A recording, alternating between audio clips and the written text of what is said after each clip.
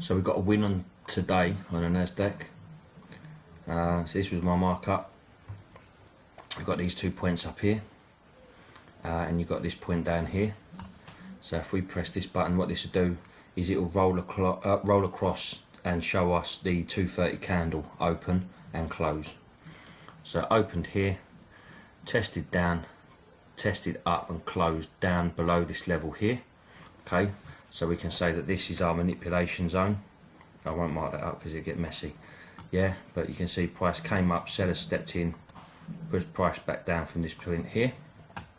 I then went on with the short. My stop loss was slightly above it. Now if we look at the 2 to 1, we can see that's there. But what I also did notice is I'm going to be a bit more dynamic now with my take profit. So the 2 to 1, flat 2 to 1 was good for a back test. But I think being a price action trader at heart, I can read charts, I do know levels, and why not bring that skill set in? And if I feel that there could be a more money play, then I will take that. So there's Asia's low there.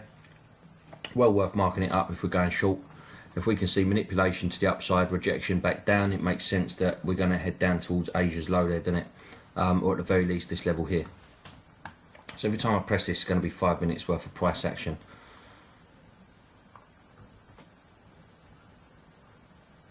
You have to remember how you feel when you're watching this. Okay, so you've seen a red candle come down here and massively reject right the way back to your entry point. We then entered drawdown, came back down here. We got our slam through the 2 to 1. Okay, so could have closed out here. I went for a 3 to 1, which was around here. This was a scary candle because we took the low of this one and we pushed up, but as you can see, again, sellers stepped straight back in and got that price back down for us. Okay, and we closed out on this candle here. So this 20 minutes wasn't very nice. Nothing you can do about it. You can't change the way it went. I'm not too sure where price is at right now. There you go. So price is down there, sitting currently at about a 4.5. So we could be looking to take out some of these levels down here. You've got New York's low down there, got the stock market low down there. You've obviously got yesterday Asia's low, London's low there. So that's at a 4.5. Nice little play today. You're in and out, you know. I was closed out of this trade at 3 o'clock. I got in it at 2:35. It's 25 minutes for a free times return on risk, mate. I'll take 3 of them a week all day long. A couple of losses thrown in there, not a problem. That's it. I'm done. I was done for the day. To be honest with you, I was done for the day at 2:35 because really, just take the one trade, set your take profit and walk away.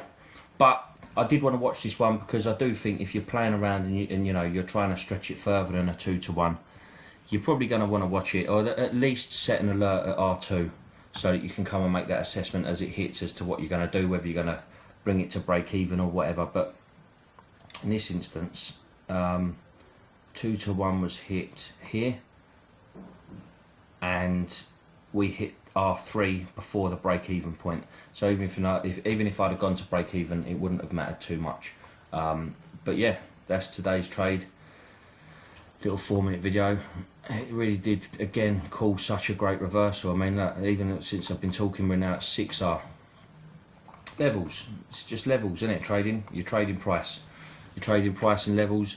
Candlestick patterns obviously matter because what they do is they give you an indication as to what might have a high possibility of happening next. But levels are everything. You know, it's a market. In a market you buy stuff, in a market you sell stuff. The price is super important. Super important. That is the only thing. You wouldn't go to a shopping centre where nothing had a label on it. You wouldn't know how much anything was. You wouldn't have people selling stuff if they didn't know what it was worth. Everything's worth a price, and that's why we've got this price scale here. And I think time comes into it as well. The 3 o'clock candle, for example, massive candle. That was this massive candle. If I spin that to a 1 minute chart, how many times have you heard me talk about the 3 o'clock candle? There it is there. Now that candle was 46 points long at 3 o'clock. Now that's not a coincidence. Something happens at 3 o'clock. I don't know what it is, but something happens at 3 o'clock. I think that's been our biggest print all session, to be honest with you. Even this one here, you know, that's a 22 point. This was twice as big. Yeah, 3 o'clock candle, something interesting happens with that, and now we're absolutely crashing. Yeah, so I'm glad I went for the Asia, because we're now at 6.7, which makes me know that this strategy can call a good turnaround point. It's all about price. Listen, we took out these levels here, we manipulated price to the upside, we closed back down below it. Get in the sell, you've got a little bit of chop, down, retest the entry point, yeah, so retest the level that held, and then bang, we're through. But you know, I'm done and dusted. Give me a 3 to 1 all day long, I'll take that.